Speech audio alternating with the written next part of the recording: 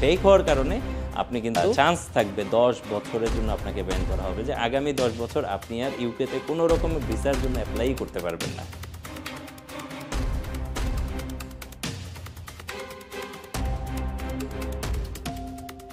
এতগুলো টাকা খরচ করে আপনি এতগুলো স্বপ্ন আপনি যাবেন, যাওয়ার পরে স্বপ্ন ভঙ্গ হবে, তারপর আপনি রিটার্ন আসবেন।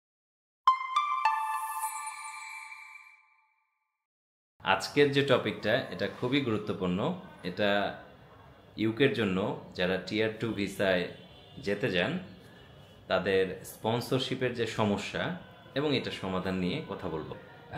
বাংলাদেশ, ইন্ডিয়া, পাকিস্তান, শ্রীলঙ্কা, মানে আমাদের এই সাউথ এশিয়ার যে ক্যান্ডিডেটগুলো মোটামুটি আসেন, তাদের সবচেয়ে বড় প্রবলেম হচ্ছে কি, যে এই যে স্পন্সরশিপটা লাগে ভিসা নিয়ে ইউকেতে কাজে যাওয়ার জন্য, যে স্পন্সরশিপটা লাগে, এই স্পন্সরশিপটা সিকিউর করাটা হচ্ছে একটা ডিফিকাল্ট বিষয়।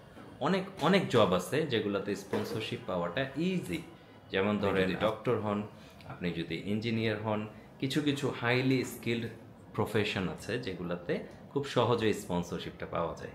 কিন্তু ম্যাক্সিমাম ক্যান্ডিডেট তো আর হাইলি স্কিল্ড না, বাট স্টিল এটা স্কিল্ড প্রফেশন। তো দেখা যাচ্ছে যে এটাকে সিকিউর করার জন্য অনেক জব অ্যাপ্লিকেশন করার পরেও অনেকে পান না, অথবা কমিউনিকেশন গ্যাপ থাকতে পারে, সঠিক রাস্তাটা চিনেন না। তো আলটিমেটলি যেটা হয় যে এখানে কিছু থার্ড পার্টি ইনভলভ হয়, কিছু এজেন্সি ইনভলভ হয়, তারা আপনাদেরকে এই স্পন্সরশিপটা নেওয়ার জন্য হেল্প করে। তো আসলে সব এজেন্সি যদি অনেস্ট হতো তাইলে এটা কোনো সমস্যা ছিল না।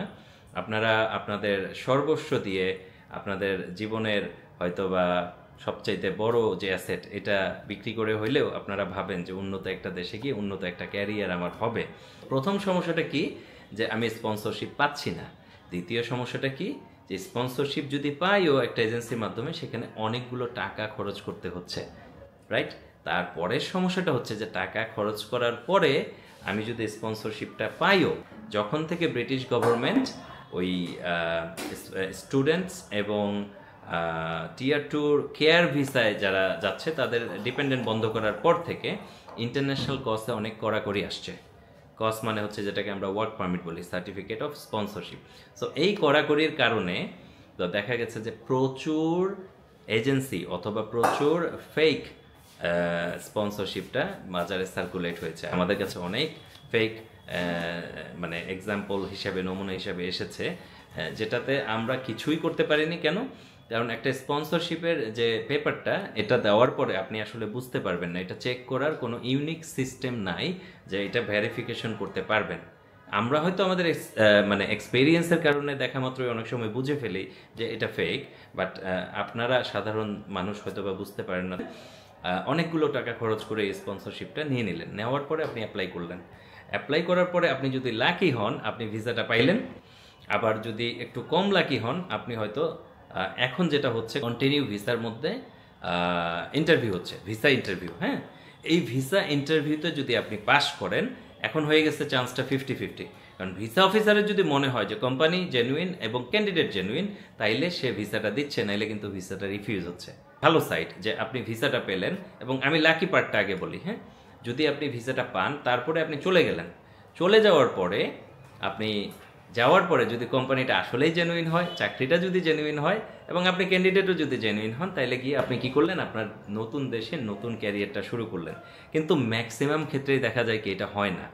যাওয়ার পরে দেখা যায় যে কোম্পানি আসলে চাকরিটা আপনাকে দিচ্ছে না, অথভাবে কোম্পানিকে দুষবেন তাও, ক্যান্ডিডেটও রাইট ক্যান্ডিডেট থাকে না, তার ভিতরে ওই জবটা ক্যারি করার জন্য রাইট কোয়ালিফিকেশনটা থাকে না। সে যেহেতু টাকা দিয়ে স্পন্সরশিপটা কিনেছে, যে টাকা দিয়ে স্পন্সরশিপটা কিনা হচ্ছে, হয়তো বা আসলে আমি ওই জায়গায় ফিট না, কিন্তু ওই জায়গাটা আমি টাকা দিয়ে গ্যাপটা ফিল আপ করলাম, সেটা ডকুমেন্টের জন্য হোক, ভিসার জন্য হোক, হয়ে গেল। কিন্তু প্রবলেম হচ্ছে তারপরে যখন আপনি ওখানে চলে যাচ্ছেন, তো প্রবলেম হইলো যে আপনি ওখানে যাওয়ার পরে আপনার কোম্পানি আপনাকে, প্রবলেম যদি না থাকে, আপনাকে যদি চাকরি দেয়, যে চাকরিতে গেছেন সেই চাকরি যদি করেন কন্টিনিউ 5 বছর, তারপরে গিয়ে আপনি ইউকেতে ইনডেফিনিট লিভ টু রিমেইন পাবেন, যেটাকে আমরা পিআর বলি, পার্মানেন্ট রেসিডেন্সি বলি। তারপরে আলটিমেটলি ওইখানে সেটেলমেন্ট, যেটা সবার জন্য মানে কাম্য, তাই না?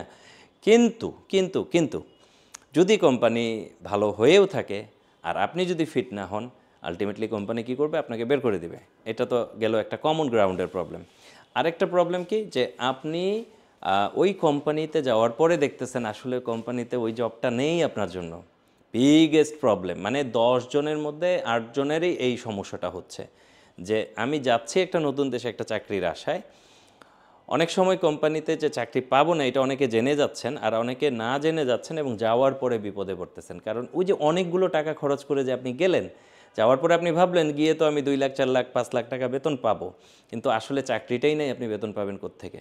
তারপর নতুন দেশে আপনি গিয়ে নতুন চাকরি খুঁজে পাচ্ছেন না, অন্য কোনো চাকরি করারও আপনার রাইট নাই, এই নানান রকম ঝামেলা নিয়ে আরও বিপদ। ইভেন আমার কাছে এক্সাম্পল আছে এমনও যে একজন প্রায় 36 লক্ষ টাকা খরচ করে সে গিয়েছে, যাওয়ার পরে সে দেখেছে যে ওখানে তার কোনো সুযোগ সুবিধাই নেই এবং সে আর কোনো কিছুই করতে পারে, সে রিটার্ন এসছে।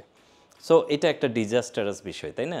যে এতগুলো টাকা খরচ করে আপনি এতগুলো স্বপ্ন, আপনি যাবেন, যাওয়ার পরে স্বপ্নভঙ্গ হবে, তারপর আপনি রিটার্ন আসবেন। চাইতে খারাপ বিষয়টা ওই যে যারা নাকি স্পন্সরশিপ পেল কিন্তু এই স্পন্সরশিপটা জেনুইন ছিল না, ফেক একটা ডকুমেন্ট, একটা পেপার, একটা পেজ দিয়ে দিলেই হয়ে যায়। হ্যাঁ, ওই যে স্পন্সরশিপ যে নাম্বারটা থাকে ওইটা র্যান্ডমলি বানাইলো, এমএস ওয়ার্ডে দিয়ে দিল, আপনার কাছ থেকে নিয়ে নিল লক্ষ লক্ষ টাকা। এখন আপনি ভিসার অ্যাপ্লিকেশন করলেন, যখন ভিসার অ্যাপ্লিকেশন করবেন তখন ভিসাটা যখন গিয়ে রিজেক্ট হবে এই ডকুমেন্টটা ফেক হওয়ার কারণে, তখন গিয়ে আপনি টের পাবেন যে এটা আসলে ফেক ডকুমেন্ট। ফেক হওয়ার কারণে আপনি কিন্তু চান্স থাকবে 10 বছরের জন্য আপনাকে ব্যান করা হবে, যে আগামী 10 বছর আপনি আর ইউকেতে কোনো রকমের ভিসার জন্য অ্যাপ্লাই করতে পারবেন না। What are disaster, right? চরম একটা ডিজাস্টারাস ফ্যাক্টর চলতেছে। তারপরেও ইউকেতে লক্ষ কোটি টাকা খরচ করে যাওয়ার লোকের অভাব নাই, কিন্তু সবাই আসলে সমস্যায় পড়তেছেন কেন জানেন? কারণ সবাই না শর্টকাট খুঁজতেছেন। এই শর্টকাট না খুঁজে নিজেকে একটু স্কিল করলেই কিন্তু এই রাস্তাটা অনেক সহজ হয়ে যেত।